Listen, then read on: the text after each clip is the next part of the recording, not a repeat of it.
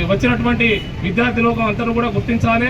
ముఖ్యంగా మీ దృష్టికి ఎవరైతే మీ స్కూల్ పరిసరాల్లో కానీ కాలేజీ పరిసరాల్లో కానీ ఎవరైనా గుర్తు తెలియని వ్యక్తి వచ్చి చాక్లెట్లు ఫ్రీగా ఇచ్చినా, లేకుంటే దగ్గరలో ఉన్నటువంటి కిరాణా షాపులో కానీ దగ్గరలో ఉన్నటువంటి ఆ పాన్ షాపులలో కానీ ఏవైతే సిగరెట్ల రూపంలో చాక్లెట్ల రూపంలో ఎవరైతే మనకు అలవాటు చేస్తున్నట్లయితే మీరు జాగరూకతతోటి ఇంపార్టెంట్గా మీరు దాన్ని అబ్జర్వ్ చేయాలి. అది ఒక మత్తును కలిగించేటువంటి పదార్థం కాబట్టి మొదలు మనకు అది వాళ్ళు ఉచితంగా అలవాటు చేయడం జరుగుతుంది.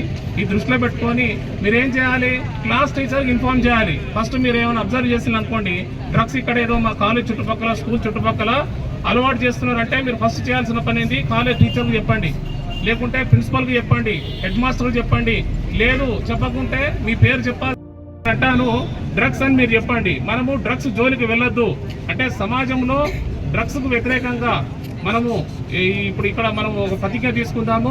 ఇది say no to, say no to. Thank you very much. మరియు విశ్వ హిందూ పరిషత్ ఆధ్వర్యంలో ఇట్టి ప్రోగ్రామ్ ఆర్గనైజ్ చేసినటువంటి తులసి గారికి మరియు వినోద్కి మరియు సంస్థలో సభ్యులందరికీ నా యొక్క ప్రత్యేక ధన్యవాదాలు తెలుపుకుంటున్నాను.